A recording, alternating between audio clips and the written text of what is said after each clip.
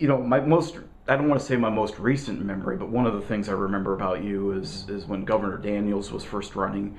He would take the RV out. They would go to different communities and stay with different people. And I remember him staying with you at one point. I think there was even a picture maybe of you signing the RV, RV1. Um, and I think about Mitch Daniels, Republican, and you're running on the Democrat ticket. Talk to me a little bit about that. Yeah. Well, I'm a type person, I think in my heart of hearts, is really the person that you ought to vote for. And I always voted a split ticket, but in Indiana, you have to declare whatever party. And in most cases, that's been Democrats. But when I got a call from the governor of people to have him to come and stay with me, at that time when the governor ran for governor, I was honored. If it had been a Democrat or whoever would have asked me that's running for office, want to come stay with me, if a stranger walked the street and said, Reverend, can I stay with you tonight? If they need to do that, of course. If some rich guy come and say, can I stay with you tonight? Yes. Why? Because I want to be able to have a conversation with you in a way that I couldn't have a conversation if I was in a meeting place. But he came to my home, we sit in my living room, we had talk and dialogue. And it was rewarding to me, and I think to the governor, and it built a relationship. And when I signed his vehicle, I would have signed my name on any person that's running for office vehicle. They wanted me to sign it because I wanted to be part of that. If he became governor, I signed it. He was doing something that he wanted to do. Some things I agree with, some things I do not. I've never met a person that I always agree with.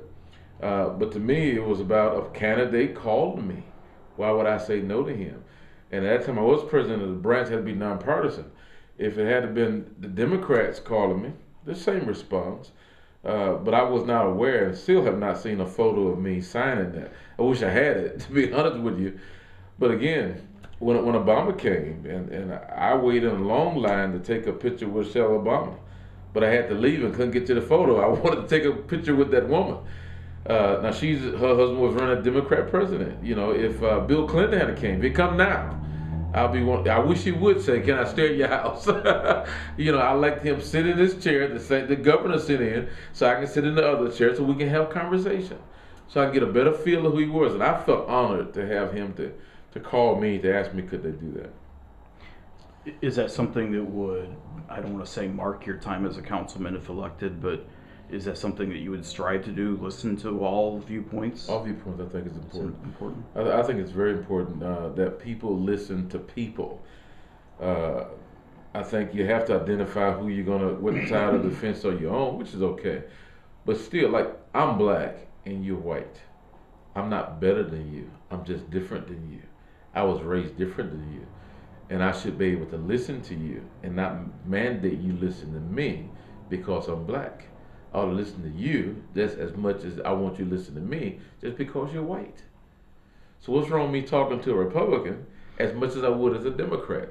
I don't get why people do that. I just believe it's people I love. And if there's a person, Republican, Democrat, or whatever, is seeing what I see that needs to be done for the people, that person get my support. What if they be Republican? What if they be Democrat? So I would ask all Republicans on the southeast side of town, talk to me, hear my voice, don't judge me because it says Democrat. Judge me and don't really judge me, but talk to me because I'm running for be your councilman. If another mayor take the place, if I don't vote for him, if he become my mayor, he's just my mayor. If he's a Republican mayor and they replace the Democrat mayor, whoever that mayor is, I'm a citizen of Fort Wayne. That's my mayor. I'm going to stand up for him. I'm going to stand with him because he's my mayor. Now, at the election time, if I wasn't pleased with him, then I get time to express how I feel to remove him or add to it, however I do it. That's kind of how I see it, not so much as saying, hey, you Republicans or you Democrats. Really, we all just people. Sure. I know a lot of Republicans that think like I think. I know a lot of Democrats that think like I think. I know some unchristian folk that think like I think. and yet I'm a pastor. And I got some folk in my church that don't think like I think. They're different. But I don't see why we trying to put folks in categories. I don't. I learned not to do that in my life as I go along. So I'll give you a few minutes if you want to wrap up. Anything else that maybe we didn't cover? Anything you'd like to talk about? yeah, I think that's what that is. If people vote for me, that they're voting for their voice to be heard at the table. And there will be times that I will meet with them.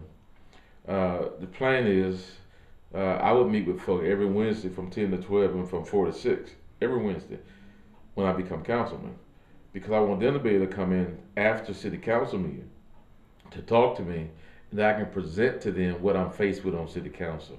I want to communicate that on a weekly basis with folk so they always can catch me. They ain't got to catch me in the mall. Pastor, I said pastor, but city councilman will be here at these times. Anyone can come in and get information on what happened Tuesday at the city council meeting, what I'm faced with. I will be honest and open with them. I don't believe in keeping secrets. All the information will be there for them to me to present to them, and I want them to give me feedback on what they think, what they feel, and tell me what is it that you want me to do for you as a councilman. And that don't need to happen while I'm just running for the election. That need to happen through the whole process and when I become 6th district. So I would encourage folks to vote for me because I'm your man. I'm going to be the person there for you to feed you all information and keep no secrets. I don't expect people to like me. I'm not a pleaser, people pleaser. I like to give folks information. I have all the information you want, and then come and tell me what you think. That's what I'm going to be enjoying looking for. I'm not going on my own opinions about what should happen. And I want the people to know that. I want to listen to them. I think politicians ought not to be considered stars or movie stars. We ought to be considered servants for the people. And that's what I do now in my life. I've always done that in my life, and I want to continue to do that. I'm a servant of the people. Well, sir, we appreciate your time today, and we wish you well in May. Well, thanks so much.